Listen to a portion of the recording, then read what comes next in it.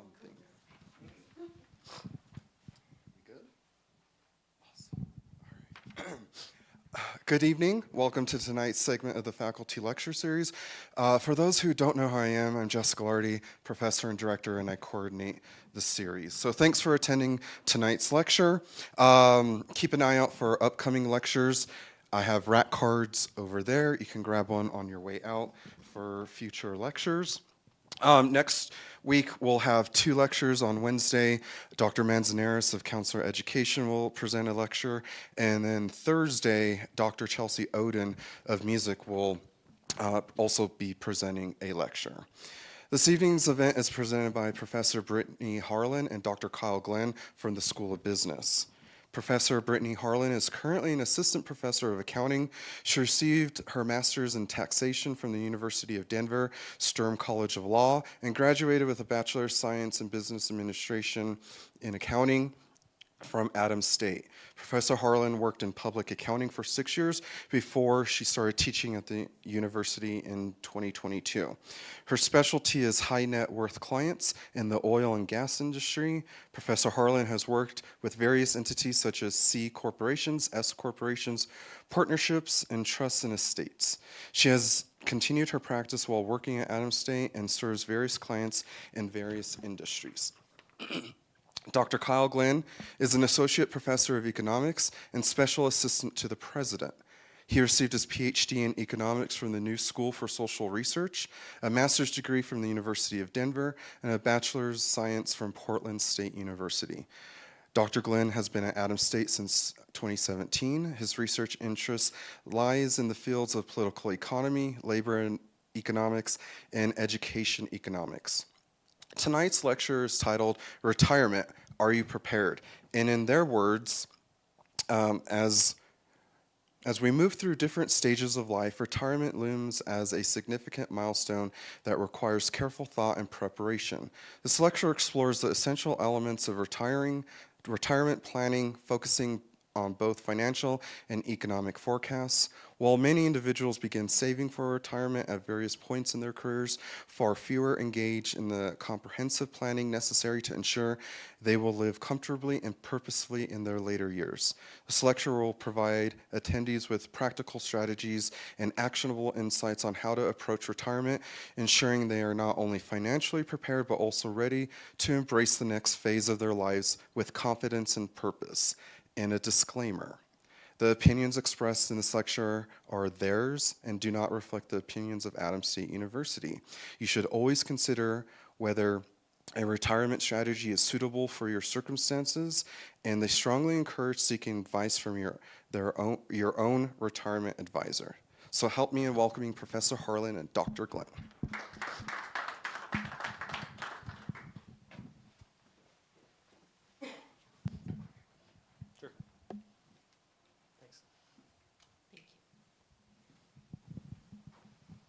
Hi, I'm Kyle.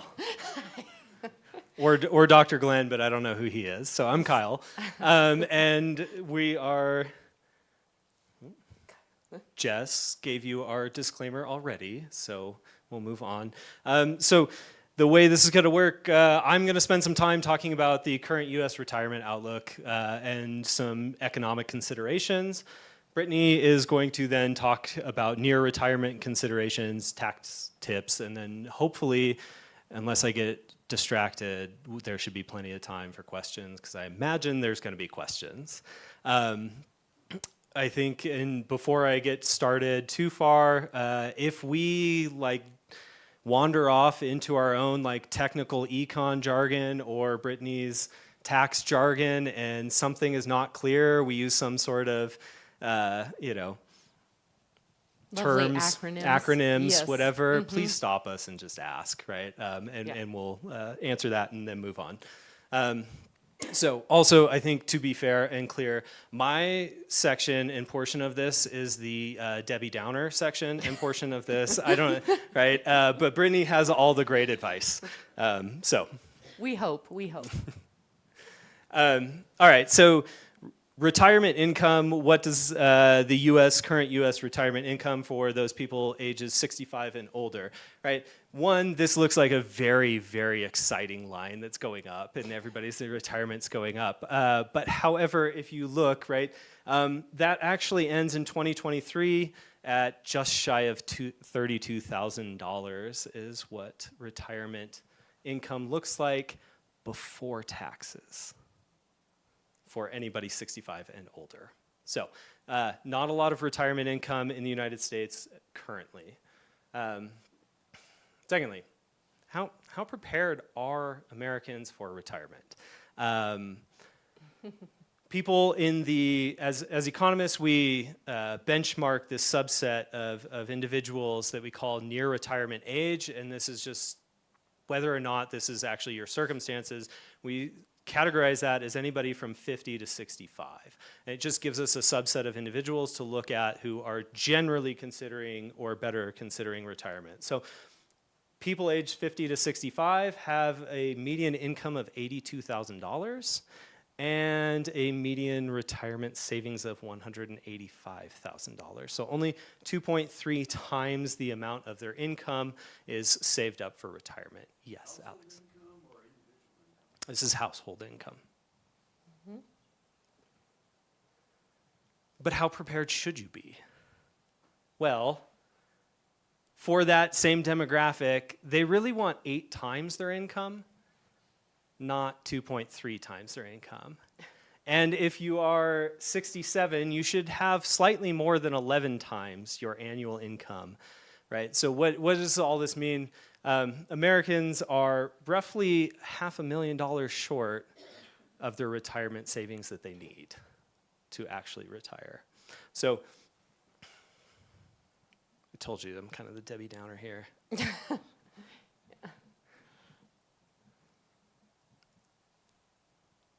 But also, what about debt? Yeah, Michael. So that last slide, does that assume that all of your income after retirement is coming out of your investments? Correct. Yes. So that is the assumption. Also, I think that's a fair point. Go back to this. This also excludes anybody who has a pension, right? So we've removed that data, right? But this does assume that people, once they hit retirement, are not actively engaged in the labor market earning an income. So they should be deriving their income from a retirement savings account of some sort, right? So then looking a bit ahead, how much debt do you have? Because that's also a consideration, right? Now, if you have some amount of debt, right, whatever your retirement income is, you're still going to have to pay for your mortgage or your car payments or whatever the case is, right? Now, if we look at the middle 70% of near retirement aged individuals, so if you are so inclined to think about income spans, deciles, if you will. The 20% to the 90% is the middle 70%. This is how it's defined. Have a retirement income savings of $86,000, but have $89,700 in debt. So we haven't yet met the starting line for retirement savings, right? So a bit of a concern. However, there are some silver linings, right? This actually shows the happiness, if you will, or satisfaction index of individuals who are retired, and that sits about at 92%, right here. So most people who are retired are happy, even though they have, and by every income bracket, if you will, have expressed that they did not save enough for retirement, right? So this is even the wealthiest of the wealthy are short of their retirement targets. In fact, I believe it is roughly the upper end of the income distribution of individuals are still about a third short of their retirement goals, right? So everybody is not really meeting said goals. But yet they're happy when they get there, so that sounds pretty good.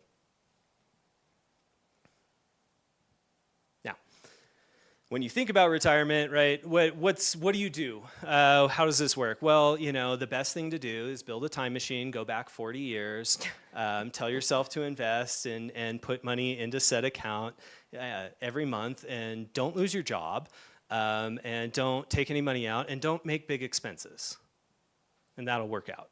Right. But that's not really exactly how life works. But the idea here, or what I want to get at, is there are benefits to having compound interest.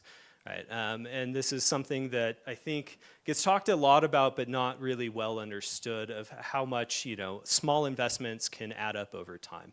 So if we start with, say, a $10,000 initial investment into something, and you give a 7% annual rate of return, which is not very good, by the way, if you're looking along the time horizon of a retirement account, right? So this is a very conservative estimate. And you only make $200 a month contributions. Seems reasonable, right? Be honest, we went pretty low and conservative on this because I thought, well, if a student shows up, maybe I can convince them to put away $200 a month. Right.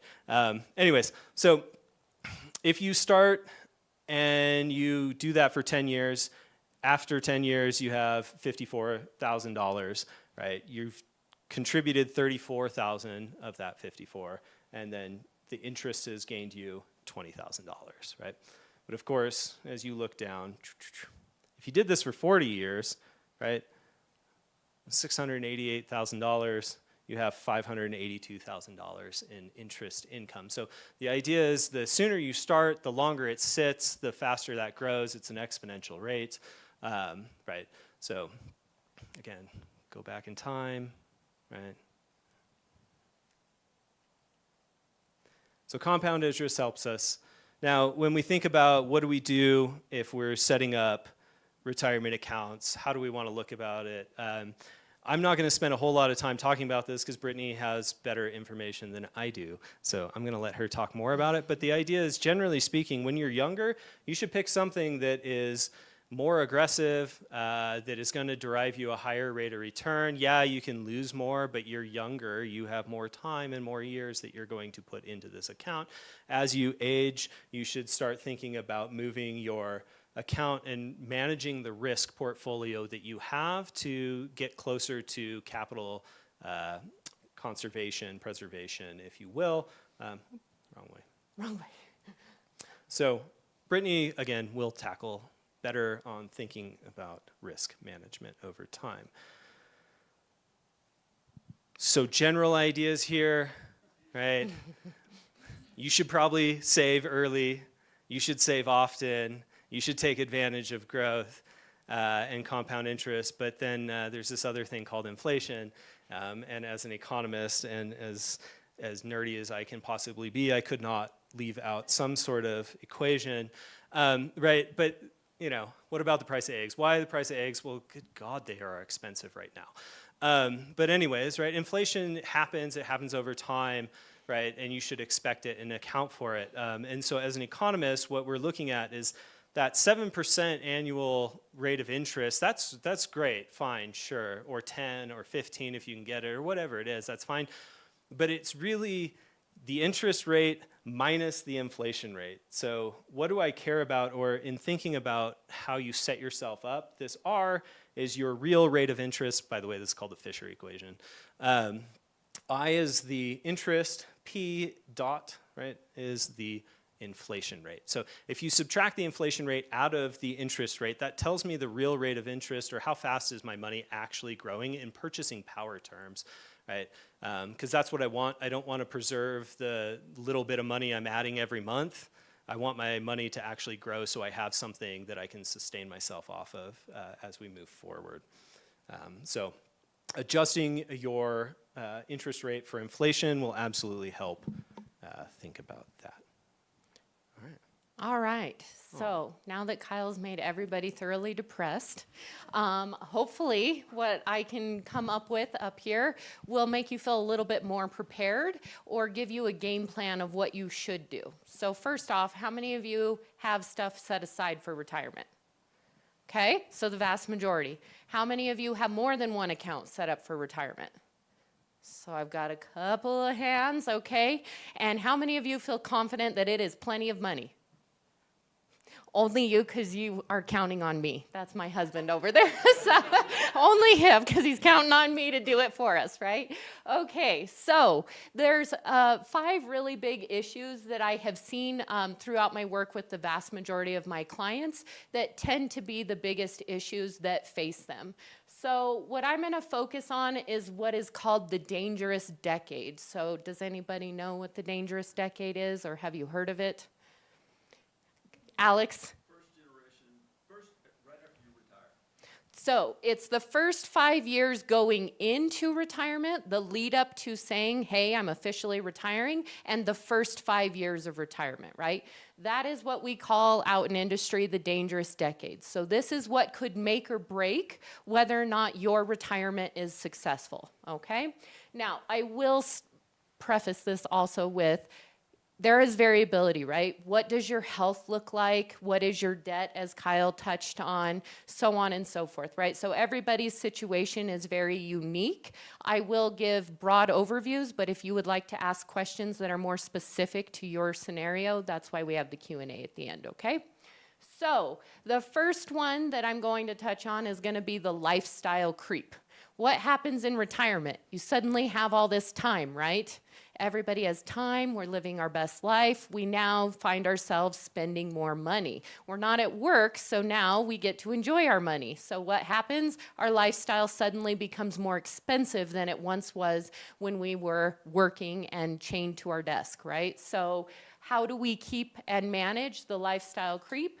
The second is that a lot of people get nervous the moment that they get into retirement, so they get really, really conservative with their portfolios, okay? So they immediately drop down, they get rid of all of their stocks, and they switch over completely to bonds and cash-style investments, right? So that is gonna be a big issue because over the lifespan, right, we all hope that we're gonna have 30 years of retirement, not 10, so we wanna make sure that we can spread that income growth over the 30 years, right? The next is that we have insufficient liquidity. What's happening in the market right now, everybody? Is it the year to retire? No, right? So if this was your year to retire, you were not going to be faring well because you were anticipating that your portfolio was going to do well. It was previously doing well, and now it's probably taken a nosedive. Alex gave everybody a very good view of his nosedive on Facebook for us, so if you haven't seen his post, you should go look at it.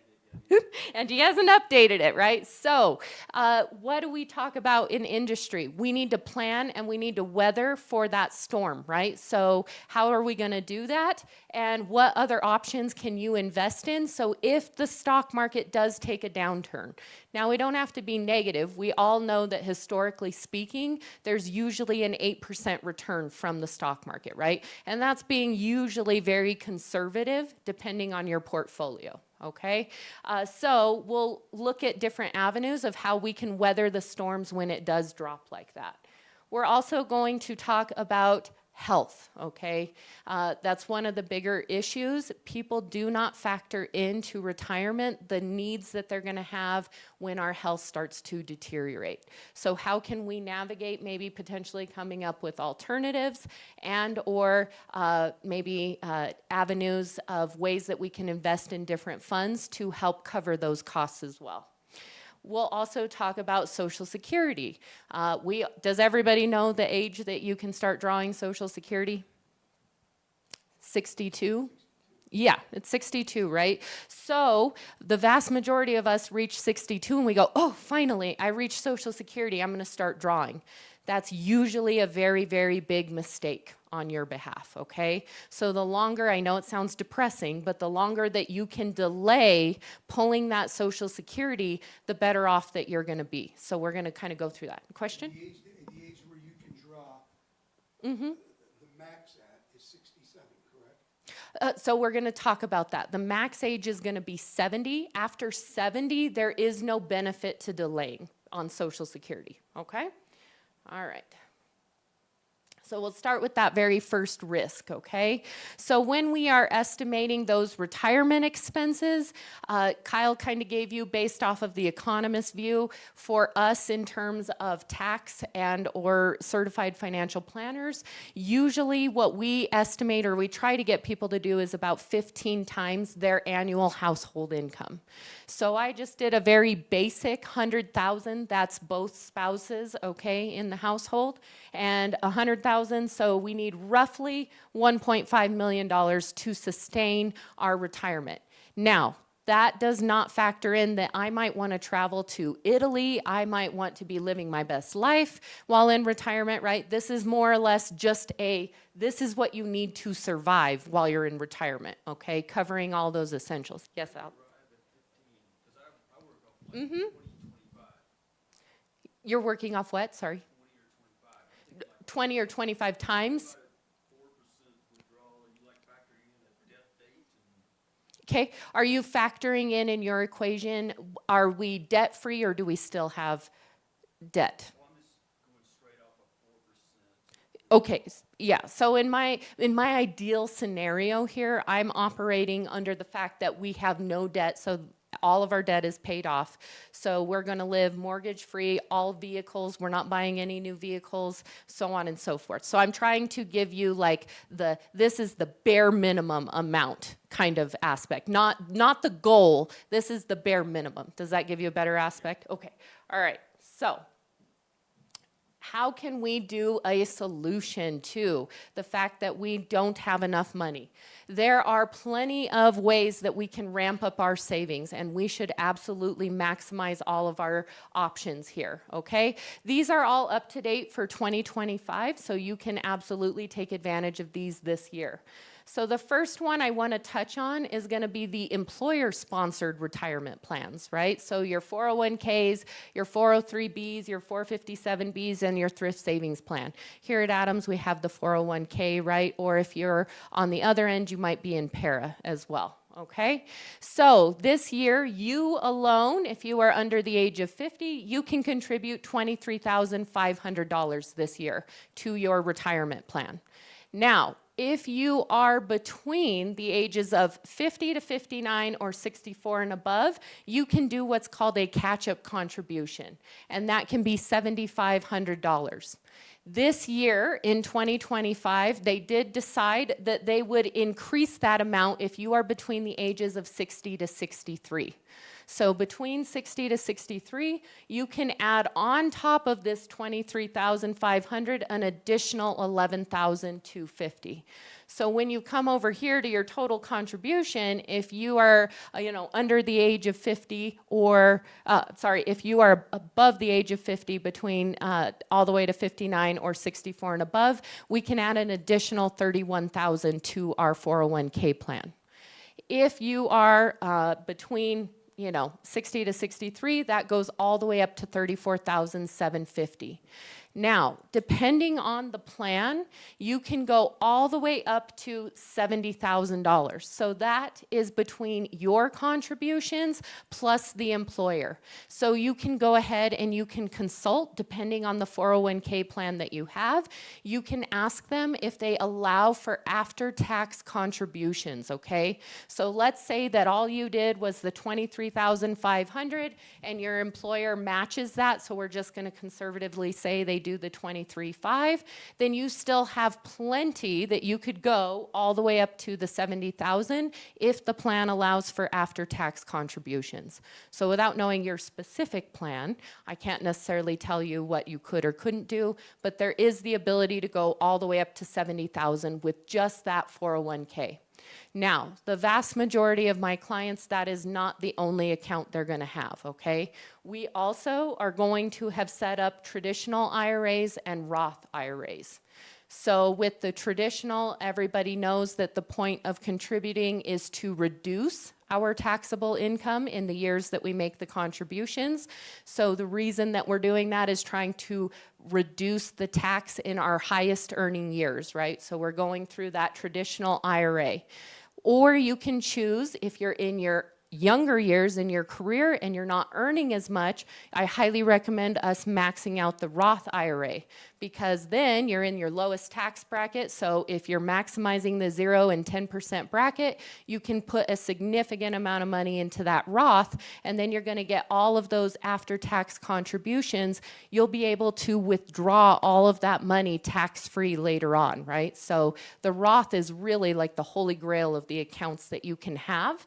And don't panic. If, say, in your earning years, you've only done traditional, I do have options to convert different items to a Roth later on that we'll talk about. So the maximum amount in 2025 that you can contribute to both your traditional and your Roth, this is where I see people get confused.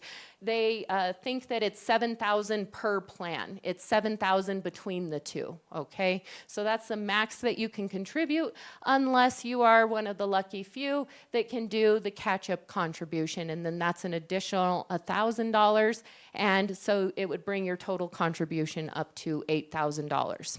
Now, I do recommend, depending on the tax bracket, we'll talk about which plans are gonna help you maximize and which plans you should withdraw from later on when you've actually retired, so that we maximize the tax bracket that you fall into.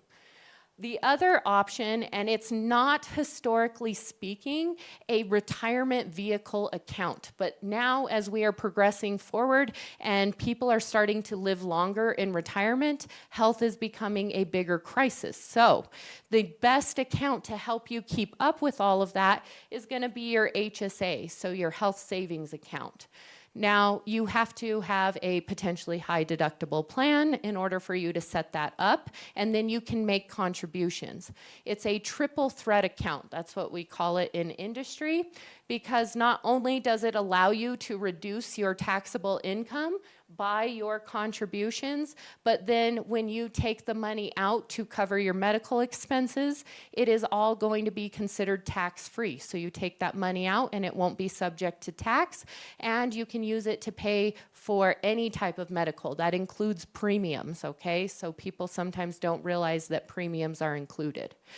The other thing that is going to be beneficial about this is that then, let's say you get to your retirement age and you're really healthy and you don't have any issues. It turns into a retirement account, so now you can use it in the same way, and you will draw the income out and it will be taxed at ordinary rates. So it's kind of a triple threat account and offers quite a few different benefits.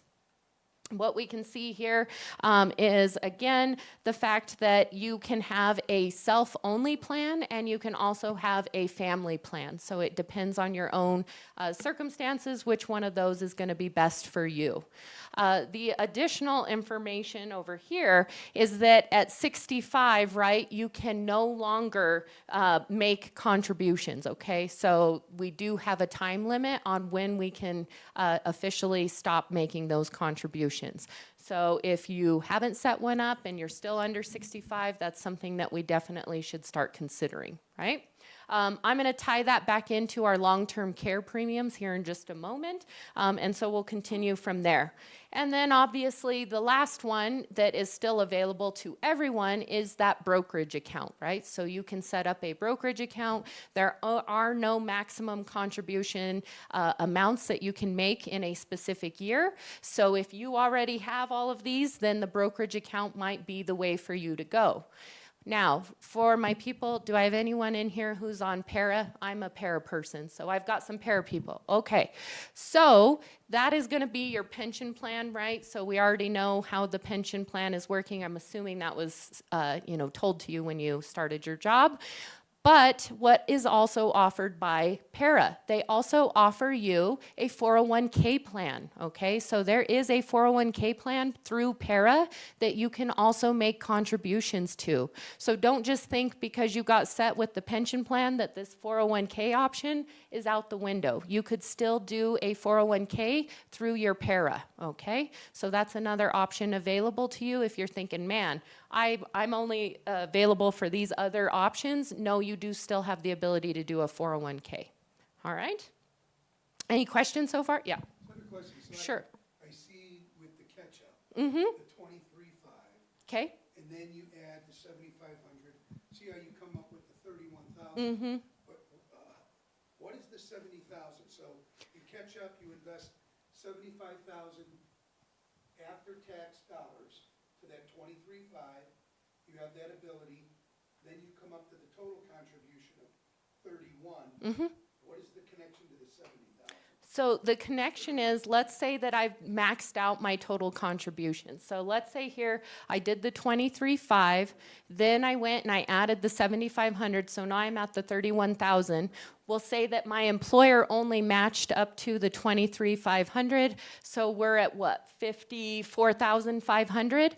That means you can still do after-tax contributions on top of the 54,500 all the way up to the 70, and that's still allowed. So you can make those as long as your plan allows for it. So again, I don't know, without knowing your specific plan, I can't tell you for sure, but you can ask that. Does my plan, my 401k plan, allow for after-tax contributions? You can then max all the way up to the 70. Okay, yeah. So if you're under 50, you can do the 23.5, have the employer match, and then you can do the after-tax contributions, yes. You won't be over here in the 31 until later on, but you can absolutely start maximizing both the employer and the employee option. Okay? Did I get everybody? I keep walking right in the light of the projector and blinding myself. Okay. All right.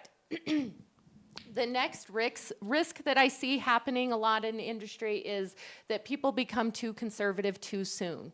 So we start shifting, right, our portfolios. We move out of the stocks because we are concerned that we can't weather the storm of a dip, okay? So that is actually kind of an inaccurate way to view things. We should instead consider to try to take a more moderate approach. Now, the figures that I pulled, the vast majority of my clients are invested through Charles Schwab, or I use Vanguard. So it kind of depends on your own personal situation, which company you want to go through. I chose Charles Schwab because they're usually on the more conservative end when they give us our projections. So this example here, we're just dealing with a portfolio of around $2 million, and it is very conservative, so we're saying only 5% withdrawals, okay? So 5% withdrawals and then 2.3% adjustment for inflation, okay? I know Alex will be worried about that. Okay, all right, so with that being said, we can see here with investor one, they're invested in 60% stocks and 40% bonds, and we can see that their portfolio ends up still being just shy of $1 million after 30 years in the retirement, right? Because of the fact that they kept everything as aggressive as they did. So it expanded out the time frame of the amount of portfolio growth that could continue throughout the life of the retirement, right? As opposed to what you probably historically have been told, which is to do the 80-20 method, okay? Now, I'm not saying that the 80-20 method is not effective. The older we become, that's usually when we start to convert. So it depends on where you're at in your retirement. If we're 15 years deep, then it might be wiser for us to switch over to the 80-20 to be more conservative.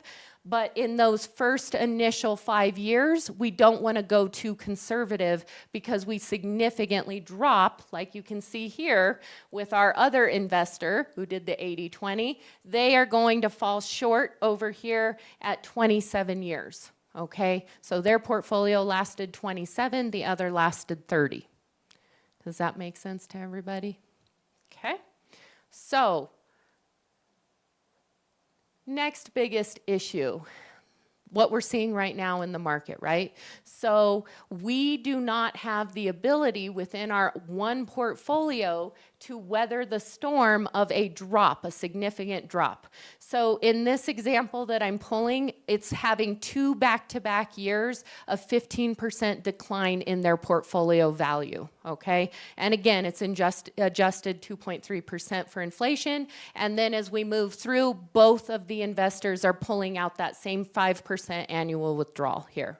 So what we can see is that investor one, they are going to pull out $100,000 because they needed that income to be able to survive the first 2 years of the drop in the stock market because they didn't have any other available retirement options to draw from, right? So they took money out of their portfolio, they reduced that nest egg, so now their earning power is not going to keep up to be able to fulfill what they need in retirement, right? So their well's going to run dry just shy of that 19-year mark over here. But if you are investor 2 and instead you're going to pull from, and I'm going to cover these options on the next slide, these other options to help you in terms of having that reserve so that we don't have to touch our portfolio's actual basis, then that will help you extend your portfolio all the way out over here to the 21 years. Okay? So what is the solution? We try to shore up our reserves out in industry. So what we typically try to do is have at least 1 year's savings, okay? At least a year's worth of expenses, and we try to put them in a highly liquid account. So it kind of just depends on your preference, what highly liquid account you'd like to do. That could be a high interest yield savings account, or it can just be an interest-bearing checking account. It kind of just depends on the person and what they feel more comfortable doing. I typically recommend the high yield interest savings account. It might take a couple of days for you to get your money, but you're still going to have that access a lot easier than reducing your nest egg. The other option that we usually will do is we're going to try to invest in cash and short-term bonds for an additional 1 to 3 years worth of spending. So then that way we don't ever have to tap into the portfolio itself. Okay, now these numbers look very different for everybody. Like I've said, it depends on if your house is paid for, do we have vehicle payments, so on and so forth. The amount you will have to have in these accounts is dependent upon the lifestyle that you anticipate living in your retirement years.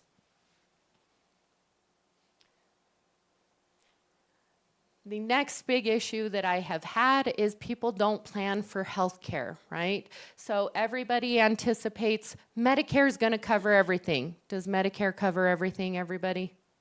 No, it does not, right? So just very quickly for people who aren't aware, if you do anticipate filing for Social Security early at the age of 62, Medicare does not kick in until you are 65, okay? So if you are anticipating that you're going to retire at 62, then you also need another plan to cover that health insurance because Medicare won't kick in until 65. The other thing is that Medicare is not going to cover everything, okay? You're still going to have deductibles, premiums, coinsurance, all of that good stuff that you're going to have to be able to cover, which is why I touched previously on the HSA plan to help combat the issue of where Medicare is a pitfall. Then you would have that HSA to help back you up in terms of where it's going to fall short. So what I have pulled is that a 65-year-old couple, they could need as much, and this is between the two of them, $413,000 in savings to cover right around their 90% chance of covering all of their healthcare expenses in retirement. So that is a significant number that most people are not anticipating in terms of expenses in retirement. I hear usually that people have their living expenses, all that good stuff covered, but we typically tend to forget about our healthcare expenses. And this number is, again, not going to cover, this is on top of what Medicare will cover. Now, it's a number and a calculation based off of like the average health of a United States citizen. Are we a healthy country right now? No, we aren't, right? So when you factor in diabetes and all these different issues, that's why this number becomes significantly high, okay? So obviously the healthier you are, the better off you're gonna be in retirement. The scary thing is that this number also does not include your long-term health care plan, right? So what we're referencing here is if you potentially are that person that ends up needing to be in an assisted facility, maybe you need full-time around-the-clock care, so on and so forth. That number is not inclusive of also those long-term care costs. And unfortunately, there is sticker shock associated with going into these facilities. Assisted living facilities, right now, the annual median for 2024 was $70,800. You can see that just having home health aid, $77,792. And then obviously, as we get into better and better care, the nursing home semi-private room, $111,325, and the nursing home having just a private room, $127,750. And that's obviously on the annual expense, and then you have to also adjust for lovely inflation, right? So those numbers typically scare people because we have not really anticipated or viewed our mortality, and it's kind of scary to talk about that when we're also viewing retirement, but it is a big factor in the equation. So there are ways that we can help cover this. We can go ahead and we can apply for long-term care insurance. The optimal time to get your long-term care insurance is between the ages of 50 to 65. That is when the benefit or the premiums will be at a minimum, so the sooner that you get it, the better off you will be. Now, the average annual premium for a 65-year-old man is going to be $1,700, and for women, it is $2,700 for that same age. Okay, now those numbers obviously still are very high for that cost. However, if you have the HSA plan, you can pull out of your HSA to pay for these premiums, and it will be obviously a tax-free distribution out of your HSA. So there is benefits to having that plan to help cover these long-term care. Now, I know that not everybody is going to need long-term care. That's always dependent upon your own personal health, your family history, so on and so forth, but it should be part of when you're looking at your planning and your accounts. I would start deciding, what are we going to look at and how do I want my care to be so that, we're not having to sell off all of the assets. The other big thing that I like to reference is it depends on, do you want to leave any money to your kids? Is the next generation someone you're concerned about? Or are you like, to hell with you, I had to figure it out, so you figure it out, right? So I have different viewpoints depending on the clients.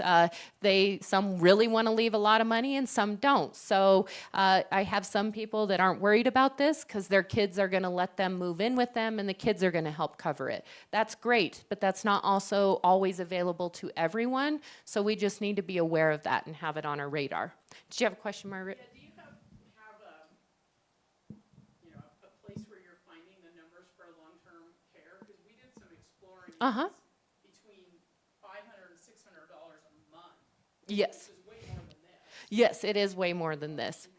Yeah, for the policy. So these figures and these calculations are for like the bare minimum bones of the long-term care. So these numbers are being pulled like if you're in pristine condition. So we're talking no health issues, so on and so forth. And I do have my resources at the end, so you can go ahead and you can pull that too. Okay? All right, so the last big pitfall that I typically see people make is that they collect Social Security too early, okay? So we can see here, first off, the maximum amount of Social Security that you'll ever be able to pull for the month for 2025, that's $5,108, right? So that's saying you maxed out all of your contributions every year and that you have worked every single, like for years, right? And worked all the way up till 70. That's what the maximum amount of the monthly benefit is going to be, okay? So for the vast majority of us, we fall between the $1,500 to $3,500 amount a month. In this example that I pulled from the Social Security, this is where they show essentially if you get your policy and you decide to file for retirement early at 62, your monthly benefit is going to be $1,706. If you decide to wait until the actual retirement age, which is going to be 67 according to Social Security, then you can see that that amount that you're going to get monthly is going to jump up to $2,437. And then if you can wait all the way until you are 70, then that amount will jump all the way to $3,022. Now, this is not factoring in that you want to leave benefits to your spouse, right, depending on how you plan in your household. So this is just for a single individual, okay? So here we can see, is that going to be enough money? And who wants to wait until 70? I don't think anybody wants to wait until then, right? And $3,000 a month, I would spend that in a hot minute. Ask my husband. Okay, so what is the solution? As we just discussed, let's increase your monthly benefit by delaying accepting our Social Security. And the best part about that is the longer that you can extend Social Security, then we can substitute having to take money out of our portfolio, right? So then the more that we can supplement with Social Security, the less we pull out of our portfolio, so the better off that we have for the growth within that area.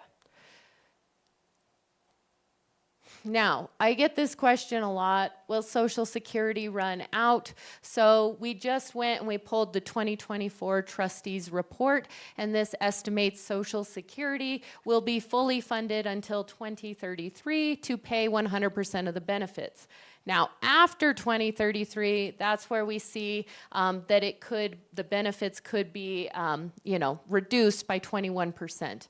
Now, as Kyle and I have had lots of conversations about this, both of us do not believe that Social Security at any point is going to disappear. We would have a crisis in America that would not be good, right?